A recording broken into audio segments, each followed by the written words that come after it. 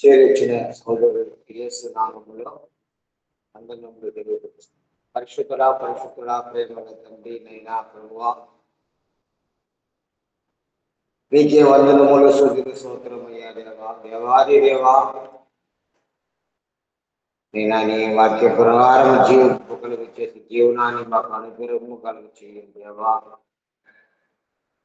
దానికి మించింది ఏది వద్దయ్యా తండ్రి. జీవించేట్టు మాకు ఇప్పుడు ఇవ్వండి, జ్ఞానం ఇవ్వండి.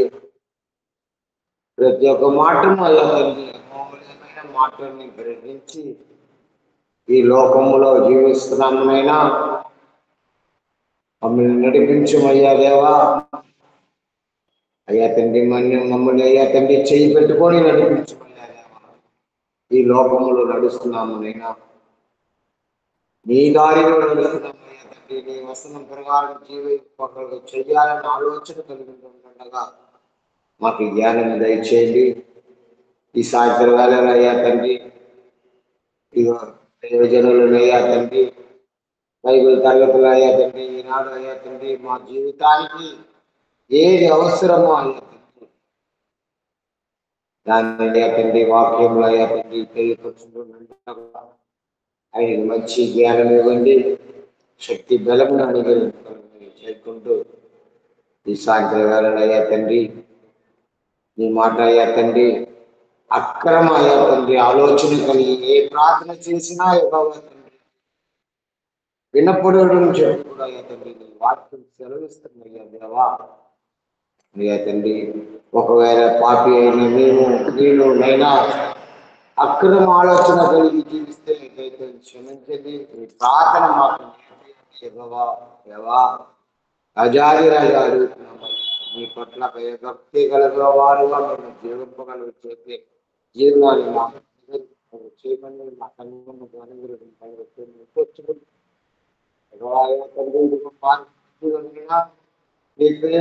తండ్రి ఆ శక్తి కలిగి రావచ్చుండగా వాళ్ళందరినీ సదాకాలం చేర్చి ఈ మాటని వాళ్ళు నేర్చుకుంటే సహాయం వాళ్ళకి అనుగ్రహం కలుగు చేయమని యేసు పరిశుద్ధ నామములో అడిగి వండుకుంటున్నాం తండ్రి. ఆమేన్.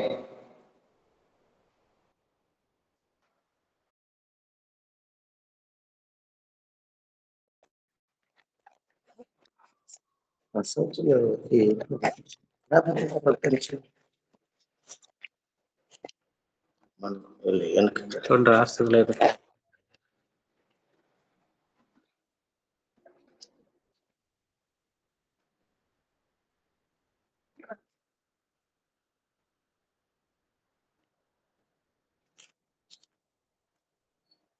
అపోస్తుల కార్య గ్రంథాన్ని మనం చదువుకుంటూ వస్తున్నాం.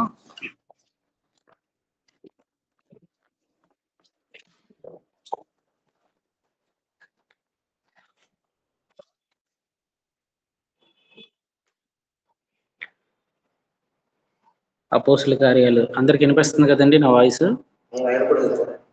ఆన్లైన్ లో ఉన్న వారికి వినిపిస్తుంది అన్న. అపోస్తుల కార్య గ్రంథాలు అనేది అపోస్తుల యొక్క చేసినటువంటి కార్యాలు, సంఘ చరిత్ర గురించి మనం ధ్యానిస్తూ ఉన్నాం. గత వారం 5వ అధ్యాయాన్ని మనం పూర్తి చేసుకున్నాం. లాస్ట్ వీక్ చదివినటువంటి దాంట్లో ఎవరికైనా ఏమైనా గుర్తుందా? 5వ అధ్యాయంలో ఏమేమి వివరించాను అన్నది.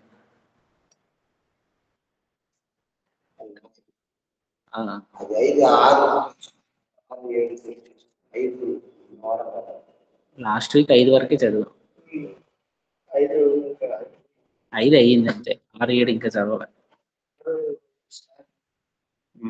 6 ఇప్పుడు ఈ రోజు ప్రారంభించుకో. 5వ అధ్యాయంలో అననీయ సప్ఫీరా గురించి నేర్చుకున్నాం. దాని తర్వాత పేతురు యోహానుల్ని పట్టుకోవడం, మరలా ఎరుషలేములో బోధ చేయొద్దని చెప్పడం, వాళ్ళు చంపాలని ప్రయత్నం చేసినప్పుడు గమలీయేలు లాంటి వ్యక్తి ద్వారా వారు విడిపించబడగలిగేటట్టుగా దేవుడు ఏర్పాటు చేసినట్టుగా మనం చూసాం. మళ్ళీ యెరూషలేములోకి వెళ్ళి మరి మనలో వాళ్ళు బోధలు చేస్తున్నట్టుగా మనం గమనించాం. ఇప్పుడు 6వ అధ్యాయాన్ని మనం చదువుకోబోతున్నాం. 6వ అధ్యాయాన్ని మనం చదువుకునేటప్పుడు ఇందులో కేవలం 15 వచనాలే ఉన్నాయి. మీకు నోట్స్ ఎవరైనా రాస్తున్నారా? ఆన్లైన్లో ఉన్నవారు కానీ ఇక్కడ కూర్చున్నవారు కానీ మీరు రాస్తున్నారా? అంటే అధ్యాయానికి ఒక 2 విషయాలు గుర్తుపెట్టుకోండి అని చెప్పా. ఎవరికైనా గుర్తుందా? మొదటి అధ్యాయానికి సంబంధించి ఒక 2 విషయాలు, రెండో అధ్యాయానికి సంబంధించి ఒక 2 విషయాలు, అలాగా మూడో అధ్యాయానికి సంబంధించి ఒక 2 విషయాలు. అలాగా ఆన్లైన్లో ఉన్న వాళ్ళు ఎవరికైనా రాస్తున్నారా నోట్స్?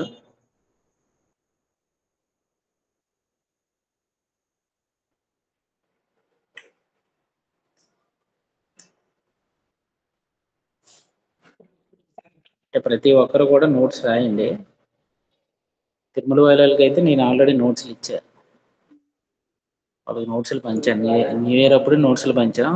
ఆదివారం ప్రసంగాలు ఈ క్లాస్ తరఫు నోట్స్ రాయి.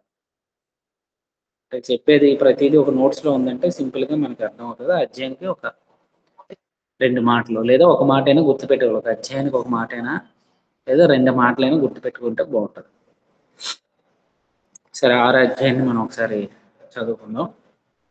ఆ దినముల్లో శిష్యుల సంఖ్య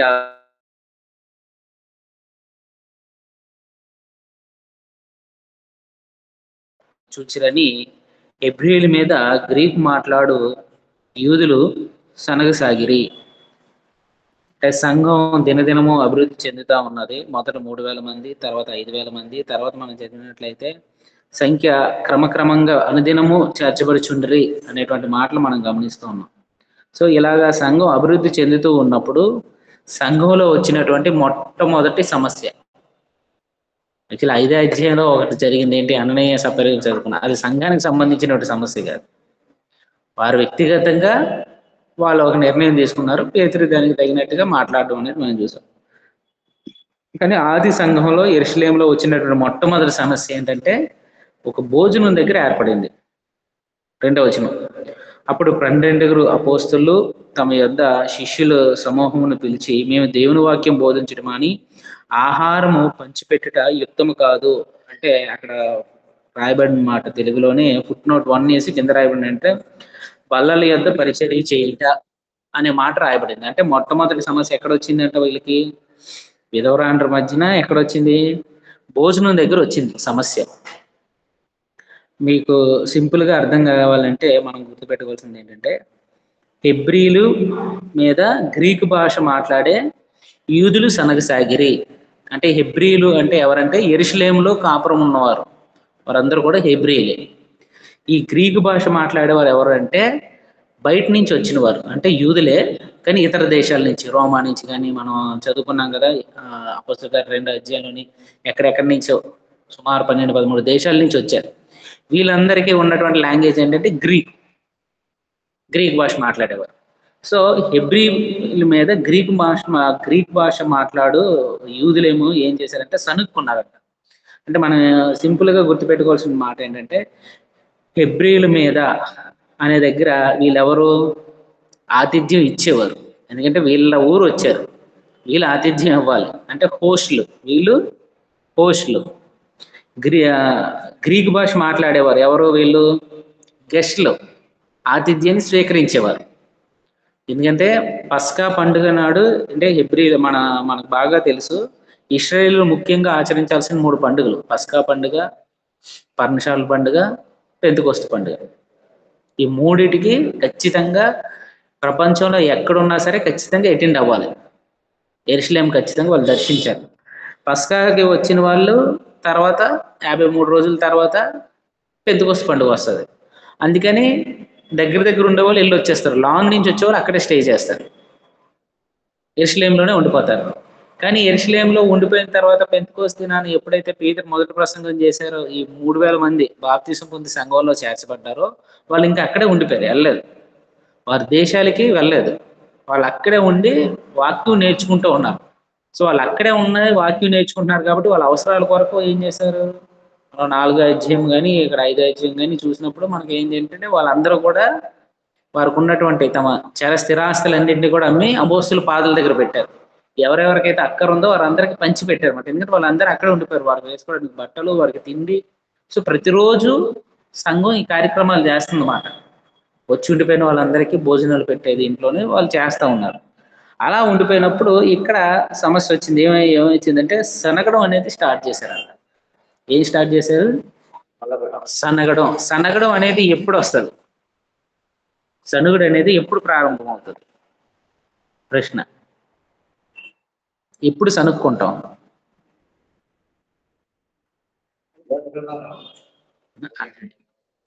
సనగడం ఎందుకు వస్తుంది అసలు? మనిషి సనిగెత్తున్నాడు అంటే రీజన్ ఏంటి? దేనివల్ల? ఆకలేస్తే కదా. ఆన్లైన్లో ఉన్నవారు ఎవరైనా చెప్తారా? సనుగుడు ఎందుకు వస్తుంది అసలు?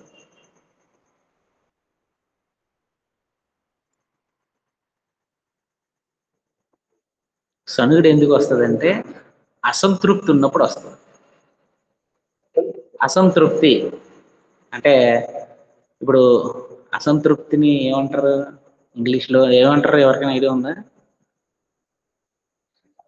అసంతృప్తి అంటే ఏదైనా ఒక పని జరిగినప్పుడు అన్సాటిస్ఫైడ్. అంతే, అది అన్సాటిస్ఫాక్షన్ అన్నమాట. అసంతృప్తి ఎప్పుడు వస్తుంది అంటే అన్సాటిస్ఫాక్షన్. ఏదైనా జరిగినప్పుడు అది వారికి సాటిస్ఫాక్షన్ ఇవ్వలేదు అనుకోండి, అప్పుడు వాళ్ళకి అసంతృప్తి వస్తుంది. అంటే ఏదో లోటు, సనుగుళ్ళు అప్పుడు స్టార్ట్ అవుతాయి అన్నమాట. అది సో అప్పుడు ఇవన్నీ స్టార్ట్ అవుతాయి. ఆదిమ సంఘంలో వచ్చినటువంటి సమస్య ఏంటంటే సనుగుడు. దేవునికి ఇష్టం లేనిది ఏదైనా ఉందంటే మొట్టమొదటిది సనుగుడే. ఆ సనుగుడు వల్లే ఇశ్రాయేలీయులు ఐగుప్తు నుంచి వచ్చిన తర్వాత అనేకులు నశించిపోయారు. వాళ్ళు మొదట సనిగారు. ఏ విషయంలో? భోజనం విషయాల్లో. మాకు ఆహారం లేదంటే దేవుడు మన్నా ఇచ్చాడు, మాంసం లేదంటే పూరేలు రప్పించాడు, నీళ్లు లేవంటే నీళ్లు రప్పించాడు. ఇలా ప్రతి విషయంలోనూ వాళ్ళు ఏం చేశారంటే సనుగుడు మాట. ఆ సనుగుడు వల్లే చాలా మంది నాశనం అయిపోయారు. మన ఆది నుంచి చూసుకున్నట్లయితే ఈ సనుగుడు అనేది చాలా ప్రమాదకరమైంది. అందులో ఇక్కడ మనం గమనించాల్సిన విషయం ఏంటంటే ఒక భోజనం విషయంలో వచ్చిందంట, ఆహారం విషయంలో వచ్చింది. ఇది ఆహారం అనేది భౌతికంగా ప్రాముఖ్యమైనది, కానీ ఆత్మీయంగా అయితే ఆహారం అనేది అంత ప్రాముఖ్యమైనది కాదు. భౌతికంగా ప్రాముఖ్యమైనది. తినకుండా ఉండగలమా? భోజనం చేయకుండా మనం బ్రతకగలమా? బ్రతకలేం. ఒక పూట లేకపోయినా ఇబ్బంది అయిపోతూ ఉంటాం. సో మనం గమనించాల్సింది ఏంటంటే ఇక్కడ వచ్చినటువంటి సమస్య ఆహార విషయంలో. అంటే ఆహారం అనేది మనల్ని ఎంతో టెంప్ట్ చేస్తుంది అన్నమాట. అది ఎక్కడ స్టార్ట్ అయింది? ఆహారం గురించినటువంటి సమస్య గుర్తుందా ఎవరికైనా? ఎక్కడమ్మా? అట్లా చెప్పండి, బైబిల్ క్లాస్ మాట్లాడచ్చు, అందరూ మాట్లాడచ్చు. మొట్టమొదటి ఆహారం గురించినటువంటి సమస్య ఎక్కడ స్టార్ట్ అయింది? తిండి దగ్గరే. తిండి అనేది ఆన్లైన్లో ఉన్నవారైనా సరే, ఆఫ్లైన్లో ఇక్కడ కూర్చున్న వాళ్ళైనా సరే, ఆహారం గురించిన సమస్య ఎక్కడ స్టార్ట్ అయింది? ఎక్కడ? మోషే కాలం. ఓకే. ఇంకా ఏది? పోనీ నోవహు కాలం అంటారు. ఇంకా ఆహారాన్ని గురించినటువంటి సమస్య ఎక్కడ స్టార్ట్ అయిందంటే దావీదు కూడా కాదు, ఆదికాండం ఆదాము అవ్వ దగ్గరే స్టార్ట్ అయింది. దేవుడు తినద్దు అని చెప్పినటువంటి పండు అది ఆహారమే కదా, అక్కడ స్టార్ట్ అయింది అన్నమాట. అంటే ఆహారం అనేది మనిషిని చాలా టెంప్ట్ చేస్తుంది. తిండి విషయంలో చాలా పర్టిక్యులర్గా ఉంటారు. కొంతమంది తమ కడుపు కోసమే బ్రతుకుతున్నారు అనేటువంటివి కూడా కొత్త నిబంధనలో రాయబడ్డాయి. సో ఆహారం గురించినటువంటి సమస్య ఆది నుంచి ఉన్నది. తర్వాత ఇశ్రాయేల్ దగ్గర కూడా మనం చూస్తాం, ఐగుప్తు నుంచి కనానికి వెళ్ళేటువంటి సందర్భంలో కూడా భోజన విషయంలో వాళ్ళు చాలా మంది సనుక్కున్నారు. ఆ సనుగుళ్ళు చాలా దీనికి ఉన్నాయి. అందుకే వారికి మన్నాని ఇచ్చాడు, పూరేళ్ళని ఇచ్చాడు, తాగడానికి నీరు ఇచ్చాడు. ఎంత దీనిగా చూసుకున్నా సనుగుడు చేయడం. అంటే ఒకటి డైరెక్ట్ గా చెప్పడం వేరు, లోపల సనుక్కోవడం వేరు. దేవుడికి అసహ్యమైనది ఏంటంటే సనుక్కోవడం అన్నమాట. అందులోని ఇక్కడ వచ్చినట్టు సమస్య ఏంటంటే భోజనం విషయంలోనే వచ్చిందన్నమాట. ఆ భోజనం పెట్టే విషయంలోనే వాళ్ళకి ఏమొచ్చిందంటే సనుగుడు వచ్చిందంట. సో హెబ్రీల మీద గ్రీక్ మాట్లాడే యూదులు సనుక్కున్నారంట. విధవరాళ్ళు ఏం చేశారంట? సనుగుడు అనేది స్టార్ట్ అయింది. ఎందుకు? గ్రీకు భాష మాట్లాడేవాళ్ళు అంటే యెరూషలేములో ఉండేటువంటి వారు. వాళ్ళు ఆతిథ్యం ఇవ్వాలి. వీళ్ళందరూ మిగతా దేశాల నుంచి వచ్చారు కాబట్టి వీళ్ళు ఏం చేస్తున్నారు, భోజనం విషయంలో సనుక్కున్నారు. అంటే ఏం చేసి ఉంటారు, సరిగ్గా వడ్డించి ఉండరు. ఆహారం విషయంలో సరిగ్గా వడ్డించి ఉండరు. సరిగ్గా వడ్డింపులు అనేవి జరిగి ఉండవు అన్నమాట. అంటే ఎప్పుడైనా సరే సంఘంలో కానీ ఆదిమ సంఘంలో వచ్చినటువంటి ఇబ్బందులు మనం గ్రహించినట్లయితే పంచిపెట్టేవాడు శుద్ధ మనసుతో పంచిపెట్టాలి. పై విచారణ చేసేవాడు జాగ్రత్తతో చేయాలి. సో పంచిపెట్టే దగ్గర ఎప్పుడు కూడా పక్షపాతం చూపించకూడదు. వడ్డించేవాడు మనవాడైతే ఒక సామెత ఉంటుంది, ఎప్పుడు వెళ్ళినా పర్లేదంట. ఎందుకంటే మన కోసం కొంత దాచి పెడతాడు. అందరికి 2 ముక్కలు వేస్తే మనం బాగా తెలుసుకుంటాం, ఏం వేస్తాడు, 4 ముక్కలు ఎక్స్ట్రా వేస్తాడు వడ్డించుకోవడం మనవాడైతే. అంటే సంఘాల్లో కానీ ఎక్కడైనా సరే ఆతిథ్యం ఇచ్చేటప్పుడు పక్షపాతం లేకుండా ఇవ్వాలి. చాలా సంఘాల్లో మనం చూసుకున్నట్లయితే భోజనాలు పెడతారు, ఫంక్షన్స్ అని చెప్పి భోజనాలు పెడతారు. చికెన్లు కోళ్ళు అప్పట్లోనే వాళ్ళే కట్ చేసేవారు. అందులో ఏం చేస్తారంటే లివరు ఇలాంటివి ఏమైనా ఉన్నాయనుకోండి, సపరేట్గా ప్రీచర్ పక్కన పెట్టుకొని వండించుకొని సంఘ పెద్దలు పరిచారకులు ఎవరైనా ఉన్నారు అనుకోండి వాళ్ళు తింటారు. సంఘస్థులకు మామూలుగా పెడతారు, వీళ్ళు మాత్రం సపరేట్గా తింటారు. ఎప్పుడైనా గమనించారా? ఇలాంటివి ఉంటాయి. ఇంకొంతమంది ఏం చేస్తారంటే సంఘాల్లోని వడ్డింపులు చేస్తారు, ఫుడ్ ఉంటుంది అయిపోద్ది, వడ్డిస్తున్నాం కదా మనకు ఉండాలి కదా అని చెప్పి ఒక బకెట్ పక్కన పెట్టుకుంటారు. వచ్చిన సహోదరులకు ఉండదు. చర్చిల్లో జరిగితే చెప్తున్నా, వాళ్ళకి ఆ చికెన్ ఏమి ఉండవు, కూరలు ఉండవు. కానీ వీళ్ళంతా అయిపోయిన తర్వాత వీళ్ళు మాత్రం వడ్డించే వాళ్ళు మాత్రం సైడ్కి వెళ్ళి కూర్చొని అన్ని వడ్డించుకొని తింటారు. ఏంటంటే మేము పరిచర్య చేసాం కాబట్టి మాకు మిగలాలి అని. అంటే ఇవి ఎక్కడైనా ఈ బుద్ధులు అనేవి ఉంటాయి, కానీ సంఘాల్లోకి ఇలాంటివి రాకూడదు. పరిచర్య ఏదైనా పంచిపెట్టేవాడు శుద్ధ మనసుతో పంచిపెట్టాలంట. అంటే నాకు ఉన్నా లేకపోయినా వచ్చిన సహోదరులు సహోదరులు తృప్తిగా తిని వెళ్ళగలిగేటట్టుగా చూసుకోవాలి అనేటువంటి మనస్తత్వంతో చేయగలిగితే ఇలాంటి సమస్యలు రావు. వినడానికి సిల్లీగా ఉంటది కానీ సిల్లీ విషయం అది చాలా పెద్ద విషయాలు. భోజనాల దగ్గర చాలా గొడవలైన సందర్భాలు మనం చూసుంటాం కదా, మన ఫంక్షన్ హాల్స్ దగ్గర వీటి దగ్గర. భోజనానికి చాలా ప్రాముఖ్యత ఇస్తారు. కానీ ఆత్మీయంగా మనం గమనించినట్లయితే యేసుక్రీస్తు వారు ఏ రోజు కూడా తిండికి ప్రాధాన్యత ఇవ్వరు. 40 దినాలు ఆయన శోధింపబడిన తర్వాత 40 దినాలు ఆయన శోధింపబడి ఆకలితో ఉంటే సాతాను వచ్చి ఏం చెప్పాడు, ఈ రాయిని రొట్టిగా చేసుకొని తినాను అన్నాడు. అప్పుడు యేసుక్రీస్తు అన్న మాట ఏంటి గుర్తుందా? మనుషుడు రొట్టె వల్ల మాత్రమే కాదు కానీ దేవుడి నోట నుండి వచ్చి ప్రతి మాట వలన జీవించును అని అన్నాడు. అంటే తిండికి యేసుక్రీస్తు వారు ప్రాధాన్యత ఇవ్వలేదు. కానీ ఈ రోజు చూసుకున్నట్లయితే అనేక మంది ఈ తిండికి చాలా ప్రాముఖ్యత ఇస్తున్నారు. వాక్యం వినడం కన్నా ఆ వాక్యాన్ని వినడానికి వెళ్తే ఏం పెడతారు, భోజనం లేకుండా మీ వాక్యం ఇప్పుడు క్లాస్ ఏదైనా అనౌన్స్ చేసుకుంటారు, ఎవరైనా వస్తారు అనుకుంటున్నారా? ఎవరు రారు. అంత మీటింగ్ పెట్టారు, భోజనం కూడా పెట్టకుండా మమ్మల్ని పంపించారు అని అసంతృప్తితో వెళ్ళేవారే తప్ప ఈరోజు ఆత్మీయంగా ఒక మంచి ఆహారాన్ని మేము తిన్నాము అనుకుని వెళ్ళేవారు చాలా తక్కువ మంది ఉంటారు అన్నమాట. అంటే ఆ భోజనం ఎంత ప్రాముఖ్యమైనది అయిపోయిందంటే ఈరోజు మన సంఘంలో, ముఖ్యంగా మన సంఘంలో గమనించుకున్నట్లయితే ఒక మీటింగ్ పెట్టాలంటే మొదట మేము ఆలోచించేది ఏంటంటే భోజనాల దగ్గర. ఇంతమందికి ఎలా పెడతాం, డబ్బులు లేదు, వద్దు. సంవత్సరానికి ఒకసారి చేసే యానివర్సరీ కూడా ఈ డబ్బులు లేని దగ్గరే భోజనం పెట్టాల్సిన అన్న దగ్గర ఆగుతుందన్నమాట. సువార్త ప్రకటించడానికి, వాక్యం నేర్చుకోవడానికి భౌతిక సంబంధమైన ఆహారం ఎప్పుడు అడ్డు రాకూడదు. నేను ఒక దగ్గర చూశాను, కడప దగ్గర ఒక గ్రామంలో ప్రీచరు పిలిచాడు, చాలా చిన్న సంఘం, మీటింగ్ పిలిచాడు. నేను అన్నా భోజనంకి ఏమైనా ఇవ్వనా అని. ఎందుకంటే ఆయన ఆర్థిక పరిస్థితి నాకు తెలుసు, ఛార్జీలు ఏమి ఇవ్వద్దు, నేను వచ్చి ఉచితంగా వాక్యం చెప్తాను, మీరు వచ్చి ఒక 1 డే మాకు వాక్యం చెప్పండి చాలు, 1 డే క్లాస్ చెప్పండి చాలు, నేను అన్నీ చూసుకుంటాను బ్రదర్ అని అన్నాడు.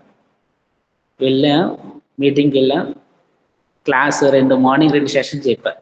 మధ్యాహ్నం భోజనం సంగతి ఏంటంటే ముందే చెప్పాడంటే ఇంటి దగ్గర నుంచి క్యారేజీలు పట్టుకురండి అని. చిన్న సంఘం, ఆ ఇచ్చే కానుక ఈ సువార్థికుడి కుటుంబ పోషణ కూడా సరిపోదు, ఆటో వేసుకుంటాడు ఆయన. ఆయన ఏం అలవాటు చేశాడు, మీరు క్యారేజీలు పట్టుకుని వచ్చి వాక్యం అని అన్నాను. నాకు ఆయన ఇంటి దగ్గర నుంచి ఒక బాక్స్ తీసుకొచ్చాడు, ఒక 2 వేరు వేరేగా ఏదో పట్టుకొని వస్తే అలాగా అందరూ కలుసుకొని వాళ్ళు తెచ్చుకున్నవన్నీ కూడా ఒకరికొకరు షేర్ చేసుకొని తిన్నారన్నమాట. అని అడిగా, ఇలాగా ఇది అవుతుంది కదండి అంటే, మీరు ఇప్పుడు అన్నారు కాబట్టి పెడతా అన్నారండి. ఎంతమంది? ఓ 15 మంది, మహా అయితే ఒక 1000 రూపాయలు కూడా అవ్వదు. రైసు సాంబార్కి, రసం పెట్టడానికి 1000 రూపాయలు కూడా అవ్వదు. మీరు ఇచ్చేస్తారండి. ఇంకోసారి మీటింగ్ అయినప్పుడు వాళ్ళు అదే ఎక్స్పెక్ట్ చేస్తారు. అది నాకు భారం అవుతుంది. మీకు 1500 భారం కాదు, నాకు అది భారం అవుతుందండి. అందుకనే దీన్ని నేను అలవాటు చేయలేదు సంఘస్థులకి.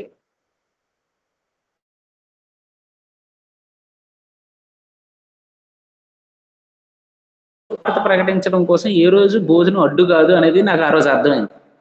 ఇంటి దగ్గర వండుకొని వచ్చి బాక్సులు తెచ్చుకొని ఒక రోజంతా వాక్యం విని సాయంత్రం వెళ్ళిపోతున్నారు. సంఘం మీద భారం లేదు. మరి వాళ్ళ ఆఫీసులకు వెళ్తే క్యారేజీలు కట్టడం లేదా? స్కూల్కి వెళ్తే క్యారేజీలు కడుతున్నాం కదా పొద్దున్నే లేచి ఏ టైం అయినా. మరి వాక్యం వినడానికి ఎందుకు ఆసక్తి రావడం లేదు అంటే, మనం అలవాటు చేసాం. ఓ మీటింగ్ పెట్టాలంటే భోజనం పెట్టాలి, ఒక గృహ కూడికి పెట్టుకోవాలన్నా కూడా ఏమైంది ఇప్పుడు? ఆ భోజనం కోసమని, ఆ బడ్జెట్ కోసమని సంవత్సరం అంతా దాచుకొని సంవత్సరంలో ఒకరోజు మీటింగ్ పెట్టుకున్న వాళ్ళు ఉన్నారు. సంవత్సరం అంతా డబ్బులు పెట్టుకుని. అంటే వాక్యం వినడానికి ఏ రోజు భోజనం అడ్డు రాకూడదు, ఆ భోజనం సమస్యగా ఉండకూడదు.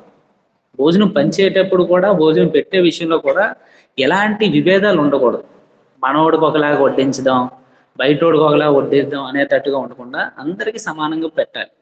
పెట్టలేనప్పుడు దాన్ని అడ్జస్ట్ చేసుకునేటువంటి మనస్తత్వం కూడా కావాలి. ఎందుకంటే వీళ్ళందరూ బయట దేశాల నుంచి అక్కడ వచ్చి ఉండిపోయారు. పస్కా పండుగ అప్పుడు వచ్చారు, నెలలు అయిపోతున్నాయి. అందుకని వాళ్ళు ఏం చేస్తున్నారు? హెబ్రీలు ఏం చేయాలి? ఆతిథ్యం ఇవ్వాలి. గ్రీక్ భాష మాట్లాడే వారికి, అంటే బయట దేశాల నుంచి వచ్చే వరకు వాళ్ళు ఏం చేయాలి? రోజు వాళ్ళు భోజనం పెట్టాలి. ఈ భోజనం పెట్టే దగ్గర ఒక రోజు 2 రోజులు బాగానే పెడతాం. ఎవరైనా సరే మన ఇంటికి ఒక చుట్టాలు వచ్చారనుకో వారం బాగానే చూస్తాం. నెల రోజులు ఉంటే కొంచెం ఇబ్బంది అనిపిస్తుంది. ఇంకో 2 నెలలు ఉంటే అంతకు పట్టించుకోమాట. ఇంక 2 నెలలు ఉన్నారంటే ఏ పెరుగన్నమో, రైసు, సాంబారు, కూరలు కూడా ఉండవు, పచ్చడి లేదు. అంటే చేసే కొద్ది ఏంటంటే విసుగు వస్తుంది అన్నమాట. అక్కడ ఎక్కడో దగ్గర విభేదాలు స్టార్ట్ అయ్యాయి. వీళ్ళు చేసినటువంటి ఇది ఏంటంటే, హెబ్రీయుల మీద గ్రీకు భాష మాట్లాడే అంటే అర్థం మనం దాని దగ్గర సింపుల్ గా ఏంటంటే ఆతిథ్యం ఇచ్చేవారి మీద గ్రీక్ భాష మాట్లాడే యూదులు ఆతిథ్యం స్వీకరించేవారు సనుక్కున్నారు. అంటే హోస్ట్ మీద గెస్ట్ సనుక్కున్నారు అనేది చూసాం. అప్పుడు ఏం చేశారు? ఈ విషయం 12 మంది అపోస్తుల దగ్గరికి వెళ్ళినప్పుడు, అప్పుడు 12 అపోస్తులు తమ యొద్దకు శిష్యుల్ని సమూహమును పిలిచి, మేము దేవుని వాక్యం బోధించటం మాని ఆహారం పంచిపెట్టుట యుక్తము కాదు. మా పని ఏంటి? సువార్థికులుగా దేవుని వాక్యం మేము ప్రకటించాలి, అంతే తప్ప వచ్చిన వాళ్ళకి భోజనాలు పెట్టడం, ఆ బల్లలు సర్దడం మా పని కాదు. అది మీరు జాగ్రత్తగా చూసుకోండి అని చెప్తున్నమాట. అంటే ఈ రోజు కూడా మనం గమనించాల్సింది ఏంటంటే, సువార్థికులు ఈ రోజు చూసుకున్నట్టే చాలా మంది మీటింగ్లు అంటే సువార్థికుడే కష్టపడతాడు. టెంట్లు వేసే దగ్గర నుంచి, భోజనాలు ఏర్పాటు చేసే దగ్గర, ఖర్చులు మొత్తం సువార్థికుడే చూస్తుంటాడు అన్నమాట. ఇంకేం వాక్యం చెప్తాడు ఆయన? అంటే సంఘంలో ఎలా ఉండాలంటే, ఒక మీటింగ్ పెడుతున్నాం అంటే ఇంకా సువార్థికుడి మీద భారం పెట్టకూడదు, వాళ్ళే చేసుకెళ్ళిపోవాలి. ఇప్పుడు మాకు ఆన్లైన్లో ఉన్నారు కొండయ్య గారు, రవి గారు, సాత్విక్, వీళ్ళందరూ ఉన్నారు. మేము మంత్లీ ఒక మీటింగ్ పెడతాం. నేను అస్సలు ఇన్వాల్వ్ అవ్వను, డబ్బులు ఇచ్చేస్తాను అంతే.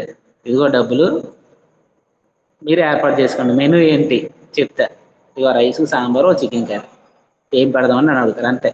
వాళ్ళే చూసుకుంటారు. నేను అక్కడ ఏం చేయను. ముందు వెళ్ళినా కూడా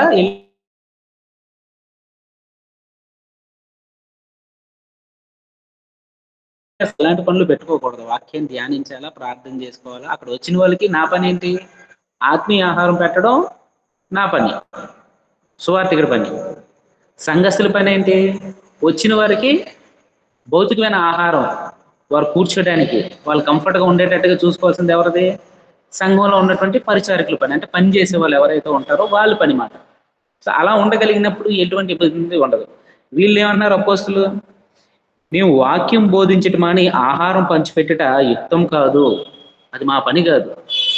ఈ సమస్యలను తీర్చడం కాదని చెప్పి 3వ వచనంలో అంటాడు, కాబట్టి సహోదరులారా ఆత్మతోనూ జ్ఞానంతోనూ నిండుకొని మంచి పేరు పొందిన 7 మనుషులు మీలో ఏర్పరచుకొనడి, మేము వారిని ఈ పనికి నియమింతుము. సమస్య వచ్చినప్పుడు ఎలా పరిష్కరించారో చూడండి. ఎలాంటి వాళ్ళని ఎన్నుకోవాలంటే పరిచర్య కోసం ఎలాంటి వాళ్ళని ఎన్నుకోవాలంటే ఆత్మతోనూ అంటే పరిశుద్ధాత్మతోనూ జ్ఞానంతోనూ నిండుకొని మంచి పేరు పొందిన 7 మనుషులను మీలో ఏర్పరచుకోండి. సంఘంలో పనిచేయడానికి పరిచారికల్ని ఏర్పాటు చేసుకోండి అని చెప్పి ఎవరికి చెప్పారు ఆయన? ఎవరికి ఇచ్చారు ఆ పని? సంఘస్థులకి ఇచ్చారు. అంటే సంఘస్థులు గమనిస్తూ ఉంటారు. సువార్థికుడు పెద్దలు అంత తెలియదు, ఎందుకంటే సువార్థికుడి దగ్గర అందరూ మంచిగా ఉండడానికే చూస్తారు, కానీ సంఘస్థుల దగ్గర తెలుస్తుంది ఎలా మాట్లాడుతున్నారు, ఎలాగా బిహేవ్ చేస్తున్నారు, ఒక పని ఉన్నప్పుడు ఎవరు ఆసక్తిగా చేస్తున్నారు, ఈ భోజనాల దగ్గర ఎవరెవరికి ఎట్లాగా సహాయం చేస్తున్నారు, ఇవన్నీ ఎవరంటే సంఘంలో ఉన్న వాళ్ళందరికీ తెలుస్తాయి. వాళ్ళు మాట్లాడుకున్నప్పుడు పేరు వచ్చింది అనుకోండి, కొంతమంది రవి గారు అని అన్నారు అనుకోండి, కొంతమంది అంటారు రవి గారు వాళ్ళ కుటుంబ పక్షాన్ని చూసుకుంటాడండి, వాళ్ళ ఇంటి పేరు వాళ్ళంటే బాగా ప్రేమ, మాకు సరిగ్గా చూడరు అన్నారు అనుకోండి, అక్కడ ఏమొస్తుంది? విభేదం వస్తుంది. అంటే అందరూ మాట్లాడుకునేటప్పుడు అందరూ డిస్కస్ చేసుకునేటప్పుడు వచ్చిన పేరు ఒక మంచోడి పేరు రావాలంట. వాడు ఎలాంటి వాడు ఉండాలంటే పరిశుద్ధాత్మతో నిండుకున్న వాడై, జ్ఞానంతో నిండుకున్న వాడై, అంటే హ్యాండిల్ చేయగలగాలి సంఘాన్ని, సంఘ పరిచర్ని, ఒక మీటింగ్ని హ్యాండిల్ చేయగలిగేటటువంటి వాళ్ళు ఉండాలన్నమాట. అటువంటి వాళ్ళు ఉంటారు కొంతమంది, ఒక్కలే సంఘంలో ఉన్న అన్ని పనులు చేసేయగలరు. క్లీనింగ్ విషయంలో కానీ ఏదైనా, అంటే ఒక మనిషికి పని అప్ చెప్తే ఈ మనిషి అన్నీ చేసేస్తాడండి అని అంటారు. అలాంటి వాళ్ళు ఒక్కరిని కాకుండా 7 పెట్టుకోమన్నారంట. అంటే సంఘం అంతా కలిసి ఒక వ్యక్తిని ఎన్నుకోవాలి అంటే ఆ వ్యక్తికి ఎంత మంచి పేరు ఉండాలండి. జ్ఞానంతోనూ నిండుకొని మంచి పేరు పొందిన 7 మనుషులు మీరు ఎన్నుకోండి.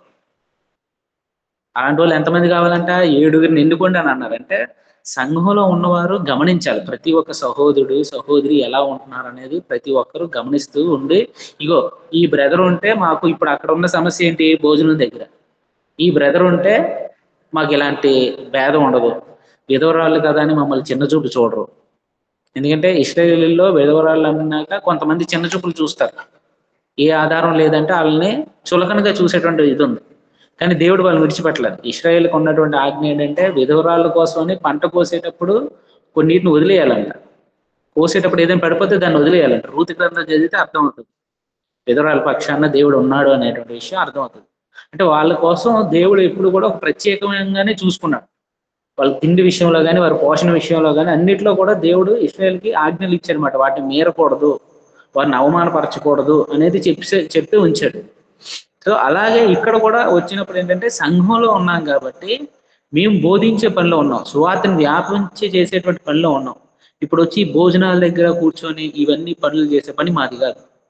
అందుకని మంచి వాళ్ళుగా ఆత్మతోనూ జ్ఞానంతోనూ నిండుకొని మంచి పేరు పొందిన 7 మనుషుల్ని ఏర్పరచుకోండి, మేము వారిని ఆ పనికి నియమింతుము. ఎన్నుకోవాల్సింది వాళ్ళు, ఆ పనికి వాళ్ళని డెడికేట్ చేయాల్సింది ఎవరంటే పని అపోస్తుల యొక్క పని మాట. మీరు ఆ పేర్లు నాకు సజెస్ట్ చేస్తే వాళ్ళని నేను అనౌన్స్ చేస్తాను, వీళ్ళు ఈ పని కోసం ఇక్కడి నుంచి సంఘంలో ఈ పని చేస్తారు పరిచారకులుగా అని. సో ఆదిమ సంఘంలో మొట్టమొదట ఏర్పడింది ఎవరు? పెద్దల, పరిచారకుల. అపోస్తల కార్యాల గ్రంథం చదువుతున్నాం కదా, ఇప్పటి వరకు నేను 6 అధ్యాయాలు చదివా. ఇందులో పెద్దలు ఉన్నారా మొదట, పరిచారకులు ఉన్నారా? పరిచారకులు ఎన్నుకున్నారు. చాలా మంది ఏం చేస్తారంటే పెద్దలు పరిచారకులు ఉండాలి సంఘంలో అని అంటారు. పెద్దలు ఉంటేనే పరిచారకులు ఉండాలి అంటారు. మొదట ఏర్పరచుకున్నది ఎవరిని? పరిచారకులను ఏర్పాటు చేసుకున్నారు. తర్వాత మనకు పెద్దలు కనిపిస్తారు. అంటే దేవుని పని చేయడానికి సంఘంలో ఉన్నటువంటి పనులు, చాలా పనులు ఉన్నాయి. క్లీనింగ్ దగ్గర నుంచి దగ్గర భోజనాల ఏర్పాట్లు, లైటింగ్లు, ఇవన్నిటికీ కావాలి. వీటన్నిటికీ పెద్దలతో పని లేదు. పెద్దల అర్హతలు వేరు, వాళ్ళు చేసే పనులు వేరు.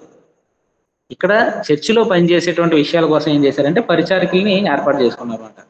వాళ్ళని మేము నియమిస్తాము, మీరు వీళ్ళ పేర్లు చెప్పండి, మీరు డిసైడ్ చేయదు వీళ్ళని, ఎన్నుకునే పని మీది కాదు. ఈ ఇల్లు అయితే మంచిదని సజెస్ట్ చేశారు అనుకోండి, అప్పుడు ఎవరు? వాళ్ళని దగ్గరికి వస్తే వాళ్ళు మేము నియమిస్తూ ఉన్నారు. 4వ వచనం, అయితే మేము ప్రార్థనయందును వాక్య పరిచర్యనందును ఎడతెగక యుద్ధమని చెప్పిరి. అపోస్తుల పని ఏంటంట? ప్రార్థన చేసే విషయంలో అంటే చాలా మంది సంఘానికి వస్తారు, వాళ్ళు పర్సనల్ గా ప్రార్థన చేయమని అడుగుతూ ఉంటారు, ఫోన్లు చేస్తూ ఉంటారు, మాకు ఈ అవసరం ఉందండి, ఈ సమస్య ఉందండి, ప్రార్థన చేయండి. ఆ ప్రార్థనలో వీళ్ళు గడుపుతూ ఉంటారు. ఇంకోటి ఏం చేయాలి, వాక్య పరిచర్య, బోధించే పనే మాది. సో ఇక్కడ దిగి ఈ పనులన్నీ మాకు చెప్పొద్దు, ఈ పనులు చేయడానికి మేము రాలేదు. ఇలా చాలా మంది ఎలా ఉన్నారంటే సువార్థికుడు అంటే gate keeper, watchmen, church building లో ఒక క్వార్టర్ ఇచ్చేసి మొత్తం నువ్వు వైఫై చూసుకోవాలి, క్లీనింగ్ల దగ్గర నుంచి అంతా. వాచ్మెన్ పెడితే ఎంత ఇవ్వాలి చెన్నైలో? 10 మినిమం 15, ఇంకొక 5,000 వేసి సువార్థికని పెట్టేసుకుందాం. అలాగే చూస్తున్నమాట. అంటే ఈ రోజున సువార్థికుడు అంటే వాక్యం బోధించేవాడు, మా కోసం ప్రార్థన చేసేవాడు, మమ్మల్ని ఆత్మీయంగా పెంచేవాడు అనే విషయం పోయింది. జనానికి ఎలాగైపోయిందంటే ఒక పెద్ద బిల్డింగ్ ఉంది కాబట్టి దీనికి ఒక వాచ్మెన్ కావాలి, ఆ వాచ్మెన్ పెట్టడం బదులు ఒక ప్రీచర్ని పెట్టేసి ఒక 5,000 ఇచ్చి ఒక ప్రీచర్ని పెట్టేసుకుందాం. మనస్తత్వాలు అలా ఉంటున్నాయన్నమాట జనాలకి. సువార్థికుడు వాచ్మెన్ కాదు. నా వాచ్మెన్ పని ఏంటంటే మీ ఆత్మలకు ఆసే పని. దేవుని నుంచి మీకు తొలగిపోతున్నారా? యవనస్తులు సంఘం నుంచి దూరంగా వెళ్ళిపోతున్నారా?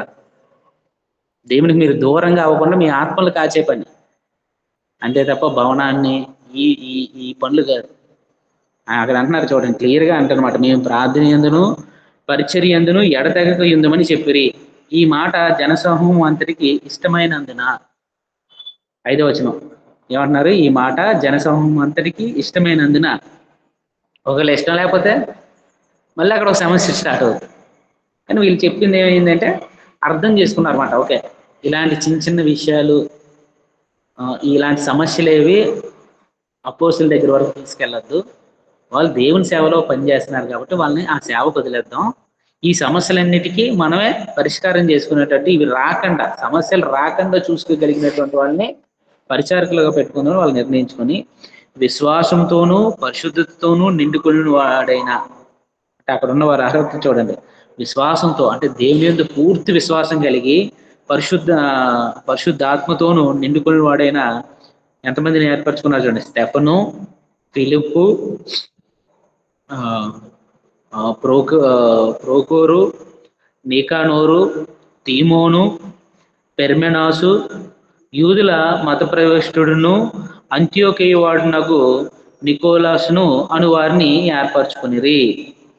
ఎంతమందిని ఏర్పరచుకున్నారు? 7గురిని ఏర్పాటు చేసుకున్నారు. ఈ 7గురిలో ఎంతమంది తెలిసిన వాళ్ళు ఎవరైనా విన్నారా ఈ పేర్లు? చరిత్రలో ఎంతమందిని మనం చూడగలుగుతాం అంటే స్టెఫన్ మనం చూస్తాం, ఫిలిప్ని చూస్తాం, ఇక్కడ చూస్తాం, 8 అధ్యాయంలోనే చూస్తాం. ఫిలిప్ని గురించి అపోస్తల కార్యాల్లో చూస్తాం, ఎందుకంటే ఆయనకు 4 కుమార్తెలు ఉన్నారు, వాళ్ళు ప్రవచిస్తారంట. అంటే వాళ్ళు దేవుని పని చేస్తూ వాక్యాన్ని కూడా బోధించగలిగే సామర్థ్యం కలిగిన వాళ్ళు పరిచారకులు. అక్కడ ఉన్నటువంటి పరిచారకుల్లో వాళ్ళకి ఆ సామర్థ్యం ఉంది. స్టెఫన్ మనం చూస్తాం, తర్వాత ఆయన వాక్యం బోధించడం, ఆయన పట్టుపడడం, ఆయన రాళ్ళతో కొట్టి చంపేయడం కూడా చూస్తున్నాడు. అంటే దేవుని యందు ఎంత విశ్వాసం ఉన్నదో చూడండి. యేసుక్రీస్తు మీద సంఘంలో పనిచేస్తూ వాక్యాన్ని బోధిస్తూ, మిగతా టైంలో వాళ్ళు వాక్యాన్ని బోధిస్తూ ఆ వాక్యం కోసం ప్రాణమైనా అర్పించడం కోసం సిద్ధపడి ఉన్నవాళ్ళు అన్నమాట. అలా నిండుకొని వాళ్ళు ఉన్నారన్నమాట. వీళ్ళందరూ ఉన్నారు. ఇంకా తర్వాత మనం గమనించినట్లయితే ప్రోకేరు, నికానోరు, తీమోను, పెర్మెనాసు అనేటువంటి పేర్లు ఉన్నాయి, కానీ వీళ్ళ గురించి ఇన్ఫర్మేషన్ ఏమి మనకి అపోస్తల కార్యాలయాల్లో రాయలేదు, పత్రికల్లో ఎక్కడ రాయలేదు. కానీ మీరు గమనించినట్లయితే ఒక పేరును మనం చూడొచ్చు. ఎవరు? నికోలసు అని వారిని ఏర్పరచుకున్నది. ఎవడు ఈయన? యూదుల మత ప్రవిష్టుడును అంత్యోకయ వాడినైనా. ఈ అంత్యోకయ ఏంటంటే సిరియాలో ఉన్న అంత్యోకయ, ఈ సిరియాలో ఉన్న అంత్యోకయ నుంచి కాదు, అది తర్వాత వస్తుంది. సిరియాలో ఉన్నటువంటి అంత్యోకయ, సిరియాలో ఉన్నటువంటి అంత్యోకయ వాడైన నికోలాసు. ఈయనకు ఉన్నటువంటి అర్హత ఏంటంటే మత ప్రవిష్టుడు. మత ప్రవిష్టుడు అంటే అర్థం ఏంటి? ఎవరికైనా తెలుసా? మత ప్రవిష్టుడు అంటే అర్థం, మత ప్రవిష్టుడు అంటే ఆన్లైన్లో ఉన్నవారు ఎవరైనా చెప్పగలరా? మతాన్ని కాదు,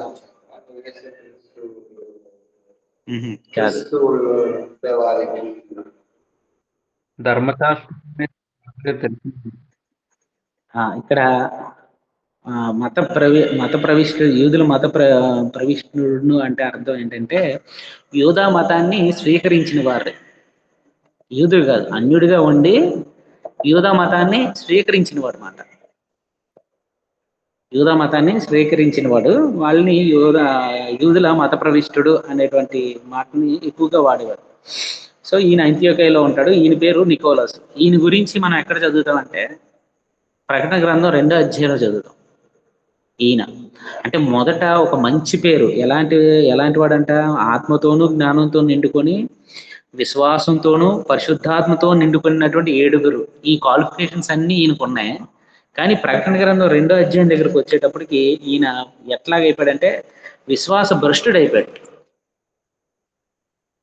వాడు విశ్వాస భ్రష్టుడైపోయి వాడు ఎలాంటి పనులు చేస్తున్నాడంటే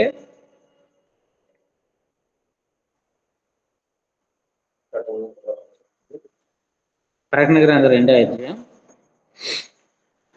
6వ వచనం మనం చూసుకున్నట్లయితే, అయితే ఎఫెసీ సంఘాన్ని గురించి మాట్లాడుతూ అంటున్నమాట, అయితే ఈ ఒకటి నీలో ఉన్నది, నికోలాయితుల క్రియలు నీవు ద్వేషించుచున్నావు, నేను కూడా వీటిని ద్వేషించుచున్నాను. అంత్యోకయుడైనటువంటి నికోలైతు ఓ బోధలు స్టార్ట్ చేశాడంట. ఏం బోధలు? మీరు 14వ వచనం చదివితే పెర్గమ సంఘం గురించి మాట్లాడుతూ అక్కడ ఉన్నటువంటి విషయాన్ని మనం గమనించినట్లయితే, ఆయనను మీ మీద కొన్ని తప్పిదములు మోపవలసి ఉన్నది. అవి ఏవనగా, విగ్రహములకు బలి ఇచ్చిన వాటిని తినునట్లును, జారత్వం చేయనట్లును, ఇశ్రాయేలీయులకు ఉరియొడ్డుమని బాలాకునకు నేర్పిన బిలాము బోధలను అనుసరించేవారు నీలో ఉన్నారు. అటువలనే నికోలేతుల బోధలను అనుసరించేవారును నీలో ఉన్నారు. అంటే వీడి చేసినటువంటి బోధలు ఏంటంటే శరీరం దేవుని ముఖ్యం కాదు, ఆత్మే ముఖ్యము. శరీరంతో జాగ్రత్తం చేస్తే, వ్యభిచారం చేస్తే అది శరీరంతో చేసేది, ఆత్మతో చేసేటువంటిది కాదు. కాబట్టి ఆత్మకి పాపం అంటదు. అలాంటి బోధలు మాట. ఇప్పుడు త్రాగుడు అలవాటు ఉంది, తాగితే ఏమవుతుంది? అది నీ శరీరంలోకి వెళ్ళి తర్వాత యూరిన్లో పోతుంది, కానీ నీ ఆత్మకి మాత్రం ఏం కాదు. ఇలాంటి బోధలు ఉన్నాయి. అంటే ఇలాంటి వ్యసనాలు ఉండేవాళ్ళు ఇలాంటి బోధలు చేస్తూ ఉంటారు అన్నమాట. సో దేవుడికి కావాల్సింది శరీరం కాదు, ఎందుకంటే ఈ శరీరం భూమి మీద మనం విడిచిపెట్టేసి వెళ్ళిపోతాం. ఆత్మ మాత్రమే దేవుని దగ్గరికి వెళ్తారు. కాబట్టి ఆత్మ పాపం అంటదు అంటారు. పాపం అనేది అంటే ఆత్మకే. శరీరాలతోటి మనం చేసే ఏది అయినా సరే ఆత్మకి ఇన్క్లూడ్ అయ్యే ఉంటది. శరీరంకి ఆలోచించేటువంటి జ్ఞానం ఉందా? మెదడు ఉంది, కానీ ప్రాణం ఉంటేనే ఆ మెదడు పనిచేస్తుంది. ఆ ప్రాణం ఏంటి? ఆత్మ. మనలో ఉన్నటువంటి ఆత్మ ఉన్నది కాబట్టి అవన్నీ చేయగలుగుతున్నాం. సో ఇలాంటి బోధనలు నేర్పిస్తున్నాడు అనమాట. ఇలాంటి బోధనలు చేస్తూ వాడు ఏం చేశాడంటే సంఘాల్ని పాడు చేస్తూ ఉన్నాడు. పాడు చేస్తూ వాడు ఇటువంటి పనులు చేస్తూ ఉన్నాడు. అందుకే అక్కడ ఆయన పేరు రాయబడి ఉంది. అందుకని మీరు మారు మనసు పొందండి అని అంటారు. అంటే ఇప్పుడు చూసుకున్నటువంటి ఈ 12 మందిలోనూ 7 ఒక వ్యక్తి ఎవరంటే యూదా మత ప్రవిష్టును అంత్యోకయకు వాడును అగు నికోలసు అను వారిని ఏర్పరచుకున్నాడు. అందుకే నికోలైతుల బోధ. ఎందుకంటే యూదుల చేత వాడు, అపోస్తుల చేత వాడు ఏర్పరచుకోబడిన వాడు కాబట్టి వాడు ఏం చేశాడంటే మొదట్లో బాగానే ఉన్నాడు, తర్వాత ఏమైంది? జ్ఞానం ఎక్కువైపోయి ఇలాంటి బోధలు చేసేవాళ్ళు ఉన్నారు. అంటే చాలా మంది సేవ ప్రారంభించినప్పుడు బాగా నీతిగా న్యాయంగా కష్టపడి పనిచేసిన వాళ్ళు ఉంటారండి స్వార్థకి.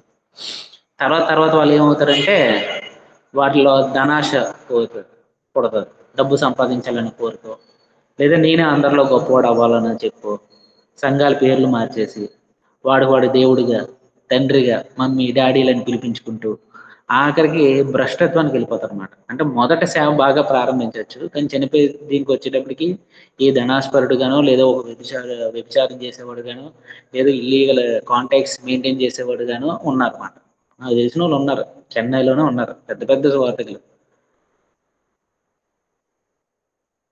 రాంగ్ రిలేషన్ మెయింటైన్ చేస్తూ ఉంటారు. పెళ్లి చేసుకోరు, ఉంచుకొని తిరుగుతూ ఉంటారు మనం ప్రతి మీటింగ్కి.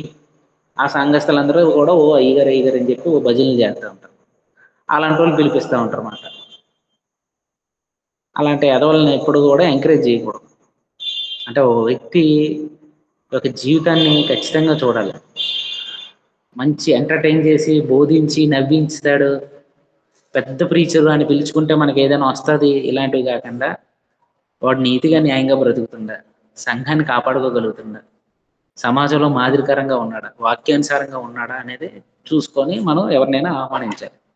ఇక్కడ చూసుకున్నట్లయితే ఈ 7 పరిచారకుల్లో నికోలేత్ అనేవాడు చివరికి వచ్చేటప్పటికి భ్రష్టుడైపోయాడంట.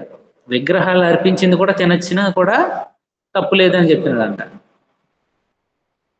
అంటే అదేంటి, దాన్ని ఏమంటారు, విశ్వాస భ్రష్టత్వం. చాలా సంఘాలు ఈ విషయాన్ని లైట్ తీసుకొని విగ్రహాలు అర్పించేవి తింటున్నారు. కానీ ప్రకటన గ్రంథంలో చివరిగా రాయబడిన మాటను వాళ్ళు అర్థం చేసుకోవడం లేదు. ఆ కొరింథీలో ఉంది కదా, ఏముంది, ప్రార్థన చేసి ఏదైనా తీసేసుకోవచ్చు కదా వాదించే వాళ్ళు కూడా ఉన్నారు మన సంఘంలో. అది జస్ట్ ఆహారం అనుకొని తీసుకున్నాం అని అంటారు, కానీ మాదిరికరంగా ఉండాలి. విగ్రహాలు కల్పించే దాంట్లోని ఏమీ లేదు అని చెప్తున్నా, కానీ సహోదరులకు మాదిరికరంగా మనం బ్రతకాలి, ఎవరికి అభ్యంతరకరంగా ఉండకూడదు. చివరి ప్రకటన గ్రంథం ఎవరు చదవడం లేదు. అక్కడ రాయబడిన విగ్రహాలు అర్పించే వాటిని తింటున్నారు, జాగ్రత్తం చేస్తున్నారు. సో ఈ తప్పిదారు మీ మీద నేను మోపాల్సి ఉంది. అక్కడ విగ్రహాలు తిన్నా తప్పు లేదని అనొచ్చు కదా. ప్రకటన గ్రంథం ఎవరు తీయరు.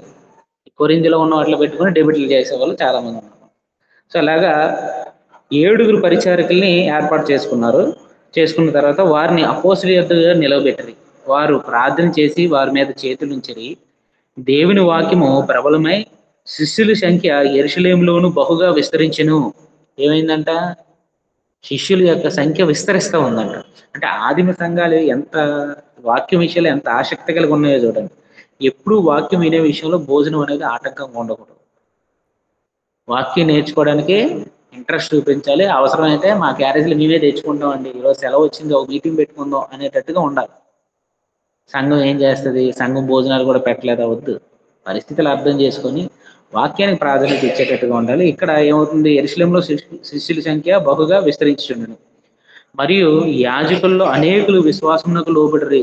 యాజకులు అంటే ఎవరు, లేవీయులు, దేవాలయంలో పనిచేసేవారు. వాళ్ళు కూడా క్రీస్తు వైపు తిరుగుతున్నారంట. వాళ్ళు కూడా విశ్వాసం నుంచి అనేకులు విశ్వాసమునకు లోబడిరి. 8వ వచనం మనం చూసుకున్నట్లయితే, స్టెఫను కృపతోనూ బలముతోనూ నిండిన వాడే ప్రజల మధ్య మహత్కార్యములను గొప్ప సూచక క్రియలను చేయుచుండెను. స్టెఫన్ ఏం చేస్తున్నాడంట, కృపతో నిండిన వాడే ఏమేం చేస్తున్నాడు, స్టెఫను కృపతోనూ బలముతోనూ నిండిన వాడే ప్రజల మధ్య మహత్కార్యములను గొప్ప సూచక్రియలను చేయుచుండెను. అప్పుడు లిబేరిని అనబడిన సమాజంలోను, కురేనీల సమాజంలోను, అలెగ్జాంద్రియుల సమాజంలోను, కిలికియా నుండి, ఆసియా నుండి వచ్చిన వారిలో కొందరు వచ్చి స్టెఫన్తో తర్కించిరి. ఈయన సువార్త కోసం తిరిగేస్తున్నాడు. మొత్తం తిరిగి అక్కడక్కడ ఉన్నటువంటి వాళ్ళ సమాజ మందిరంలోకి వెళ్ళి బోధిస్తూ ఉన్నాడంట. బోధిస్తున్నప్పుడు అక్కడ ఉన్న వారందరూ కూడా ఏమంటున్నారు చూడండి, వారందరూ తర్కిస్తూ ఉన్నారంట. మాట్లాడుటి యందును అతడు అగపరిచిన జ్ఞానమును, అతను ప్రేరేపించిన ఆత్మను వారు ఎదిరింపలేకపోయిరి. అంటే ఈయన చెప్పే బోధలకి అక్కడ ఉన్న వాళ్ళు ఎవరో కూడా ఎదిరించలేకపోతున్నారంట. ఆయనకున్న జ్ఞానానికి అక్కడ రాయబడిన ఆత్మ అంటే పరిశుద్ధాత్మ ఆయన ద్వారా క్రియలు చేస్తుంది. మొదట్లో యేసుక్రీస్తు వారి శిష్యుల్ని లోకాసువార్త 10వ అధ్యాయం చూసుకున్నట్లయితే, శిష్యుల్ని సువార్తకు పంపించినప్పుడు మమ్మల్ని ఎవరైనా వచ్చి అధికారులు కానీ లేదా ఈ యూదులు పెద్దలు కానీ ఎవరైనా వచ్చి మమ్మల్ని అడిగితే మేము ఏం చేయాలి అని చెప్పి వాళ్ళు టెన్షన్ పడతారు. అప్పుడు యేసుక్రీస్తు వారు ఏమంటారంటే, మీరు దేని విషయంలో, సువార్త విషయంలో టెన్షన్ పడద్దు. ఆ సమయం అందు మీరు ఏం మాట్లాడాలో పరిశుద్ధాత్మ చూసుకుంటాడు. మీరు భయపడద్దు, సువార్త చేయడానికి భయపడద్దు. ఎవరైనా నన్ను ప్రశ్నిస్తే, ఎవరైనా నన్ను అడ్డుకుంటే, ఎవరైనా ఇంకొక ప్రశ్న వేసి దీనికి జవాబు చెప్పు అని అంటే మీరు భయపడకండి. ఆ సమయం అందు మీరు ఏం మాట్లాడాలో ఎవరు చూసుకుంటారంట, పరిశుద్ధాత్ముడు చూసుకుంటాడు, నా తండ్రి చూసుకుంటాడు. మీరు ఏం ఇబ్బంది పడద్దు, వెళ్ళండి, సువార్తకి వెళ్ళండి అన్నారు. అలాగే ఇక్కడ స్టెఫను మాట్లాడుతుంటే వాళ్ళందరూ కూడా వాదించలేకపోయారు. అప్పుడు వీడు మోషే మీదను దేవుని మీదను దూషణ వాక్యములు పలుకుగా మేము వింటుమని చెప్పుటకు మనుషులను కుదుర్చుకునిరి. ఈయన ఎక్కడ మోషే మీద కానీ దేవుని మీద కానీ ఎలాంటి తప్పుడు బోధలు చేయలేదు. ఆ వాక్యాలనే చూపిస్తూ, ఆ ప్రవచనాలనే చూపిస్తూ, ఆ ప్రవచనాలని నెరవేర్పులు చూపిస్తూ, ఇదిగో యేసుక్రీస్తే మెస్సయ్య, దేవుని కుమారుడు అని నిరూపిస్తున్నారు. కానీ వాళ్ళు యేసుక్రీస్తుని అంగీకరించకుండా ఏం చేశారంట, ఒక మనిషిని చంపాలంటే ఏం చేయాలి, దేవుని దూషిస్తే ధర్మశాస్త్రాన్ని దూషిస్తే వాడికి మరణశిక్ష విధించాలి. అందుకోసం ఏం చేశారు, కొంతమందిని అబద్ధ సాక్ష్యం పలికే వారిని కుదుర్చుకొని ప్రజలను, పెద్దలను, శాస్త్రులను రేపి అతని మీదకు వచ్చి అతన్ని పట్టుకొని మహాసభ ఎద్దుకు తీసుకుని పోయి అబద్ధపు సాక్షులను నిలువబెట్టింది. వారు ఈ మనుషుడు ఎల్లప్పుడూ ఈ పరిశుద్ధ స్థలమునకును మన ధర్మశాస్త్రమునకు విరోధంగా మాట్లాడుచున్నాడు. ఈ నజరేయుడైన యేసు ఈ చోటును పాడు చేసి మోషే మనకిచ్చిన ఆచారములను మార్చునని వీడు చెప్పగా మేము వింటిమనిది. సభలో కూర్చున్న వారందరూ అతని వైపు తేరి చూడగా అతని ముఖము దేవదూత ముఖం వల్లే వారికి కనబడను. ఎలా కనబడిందంట? దేవదూత అంటే దేవుని పరిచర్య యథార్థంగా చేస్తే ఆ దేవదూతలా కనబడుతుంది. అంటే వీళ్ళు నిందలు మోపుతున్నారు కానీ ఆ నిందలు ఏవి కూడా అతను చూస్తే ఆయనకు అర్థం ఈ పనులు చేశాడని అనిపించడం లేదే. అంటే దేవుడు అట్లాగా అన్నారు. యేసుక్రీస్తుని తీసుకొచ్చారు చంపడానికి. అక్కడ ఉన్నటువంటి ఒక అధికారి పేరు తెలుసా? ఈయనలో నాకు ఏ పాపం కనబడడం లేదు, ఈయన కొట్టి పంపించేస్తాను అన్నారు. వాళ్ళు ఒప్పుకోలే. ఎవరు?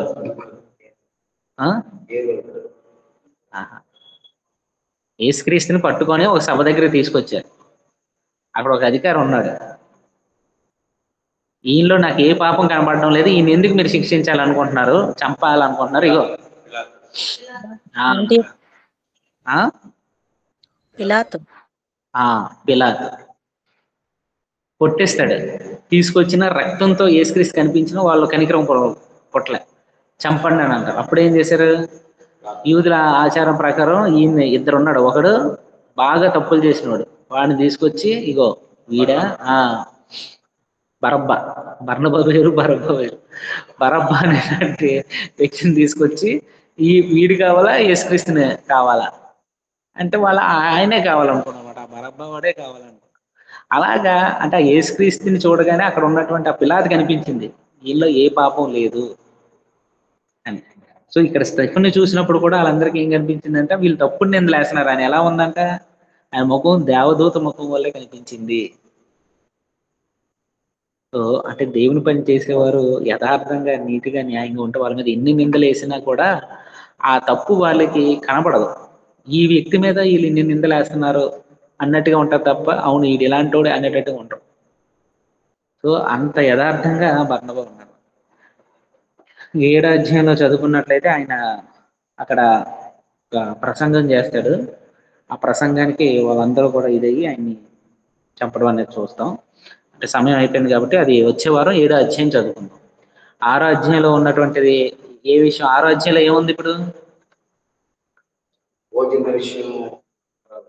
2 విషయాలు, అధ్యాయానికి 2 విషయాలు గుర్తుపెట్టుకోవాలి. ఏంటి? హెబ్రీల మీద గ్రీకు మాట్లాడే వారి దగ్గర భోజనం విషయంలో ఒక ఇది ఉంది. అంటే మొట్టమొదటిసారి సంఘంలో ఒక చిన్న సమస్య ఏర్పడింది. మొట్టమొదటి ఏర్పడిన సమస్య, దాన్ని పరిష్కరించి ఏం చేశారంటే పరిచారకులు ఎన్నుకోవడం జరిగింది. 3వ విషయాన్ని మనం చూసుకున్నట్లయితే స్టెఫెన్ని బంధించారు. ఈ అధ్యాయం చిన్న అధ్యాయమైనా 3 విషయాలు ఉన్నాయి ముఖ్యమైనది. హెబ్రీలకి, యూదులకి భాష మాట్లాడేటువంటి విధవరాల మధ్య సమస్యను పరిష్కరించడం, పరిచారకుల్ని ఏర్పాటు చేసుకోవడం, 7 మంది పరిచారకుల్ని ఏర్పాటు చేసుకోవడం, చివరిది ఏంటంటే స్టెఫెన్ని పట్టుకోవడం. అవి ఈ 3 విషయాలు ఉన్నాయి. వచ్చే వారం 7వ అధ్యాయాన్ని మనం చదువుతాం. ముగింపు ప్రార్థన చేసుకుందాం. ఏమైనా డౌట్స్ ఉన్నాయా ఇందులో?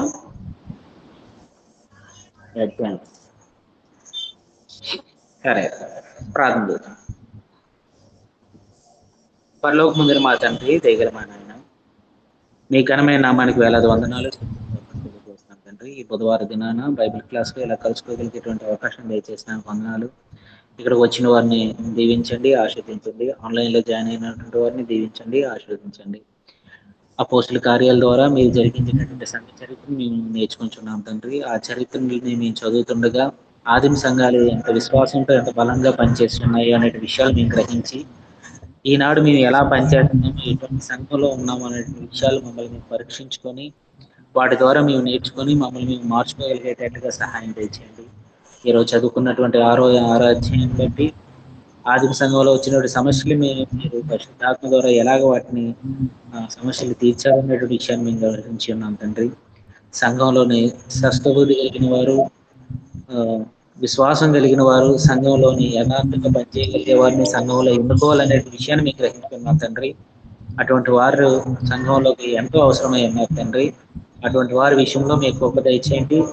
అటువంటి వారి ద్వారా సంఘం ఆత్మీయంగా అభివృద్ధి చెందే విషయంలో పరిచారకుల ద్వారా సంఘం ఎంత బలంగా పనిచేస్తారనే విషయాన్ని మీకు గ్రహించున్నాం కాబట్టి అటువంటి గ్రహింపు కలిగి ప్రతి సంఘంలో కూడా అటువంటి పరిచారకులుగా తయారవ్వగలిగేటట్లుగా ఈ వాక్యాన్ని వింటున్నటువంటి మేము అందరం కూడా మీ యొక్క సేవలో మంచి పరిచారకులుగా పనిచేయలేక మా అందరికీ బుద్ధిని జ్ఞానాన్ని దయచేయమని పెడుతున్నాం తండ్రి. విన్న వాక్యం వారి హృదయంలో భద్రపరుచుకొని వారు ఆ వాక్యానుసారంగా జీవించగలిగేటట్లుగా సహాయం దయచేయండి.